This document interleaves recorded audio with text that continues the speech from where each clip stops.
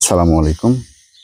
যেটা দেখাচ্ছি সেটা হচ্ছে আমার এই যে সজিনা আর হলো পেঁপে বাগানের নিচ দিয়ে যে আমি বস্তায় 4,500 বস্তার যে আদা চাষ করেছিলাম, এটার একটা আপডেট আপনাদের সঙ্গে শেয়ার করতেছি। এইটা হচ্ছে আদার হলো আমি চারা এখানে আনি লাগাইছি, আদার চারা। অন্যগুলো যেগুলো দেখাচ্ছিলাম সেটা হচ্ছে আদার কন্দ, আর এটা হচ্ছে আদার চারা। তো ইতিমধ্যে গাছগুলো অনেক বড় হয়ে গেছে, এই যে অনেক বড় হয়ে গেছে, এবং এই একটা গাছ থেকে মোটামুটি এখানে আমরা দেখতে পাচ্ছি যে হলো তিনটা, এই যে আমি যদি দেখাই তাহলে 1 2 3 ইতিমধ্যে হলো 3টা, আমি 2টা করে যেহেতু চারা লাগাইছি।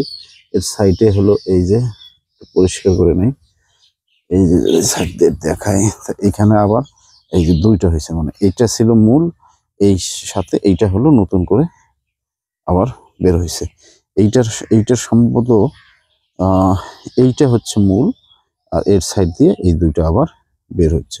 তো চারা যেগুলো লাগাইছি সেই গাছগুলো আপনার হচ্ছে আমার কন্দর গাছের চাইতে আবার সাইজে ছোট।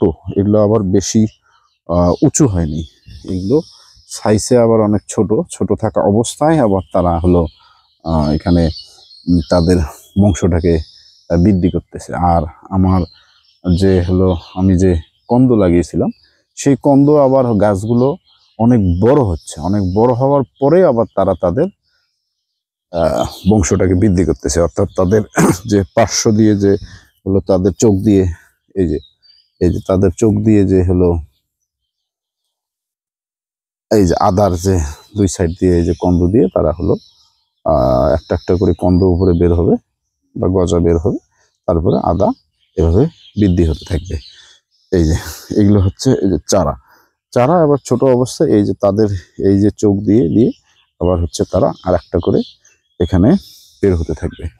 তো এই মোটামুটি এটা 2টাই লাগাইছিলাম আমি, আদার কন্দ লাগিয়েছিলাম এবং আদার চারাও লাগিয়েছি, জাস্ট হলো দেখার জন্য যে হলো কোনটাতে হলো ভালো ফলন হবে, বা কি এটা দেখা যাক। আমি যদি এইখানে একটা দেখার চেষ্টা করি যে এই যে এইটা হচ্ছে আমার আদার চারা, আর এই যে সাইডে এই যে বস্তায় এটা ভুলক্রমে হয়তো আগের একটা কন্দ এখানে হয়তো পড়ে গিয়েছে, বা এটা হয়তো তোলা হয়নি।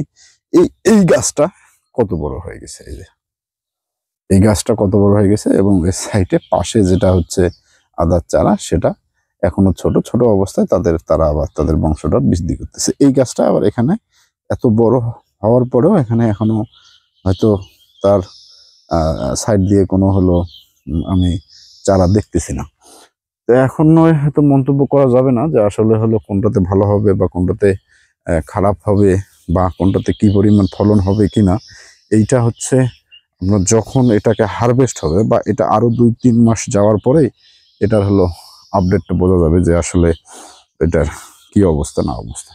তো তখন আমি আপনাদের সঙ্গে শেয়ার করব। ধন্যবাদ সকলকে। আসসালামু আলাইকুম।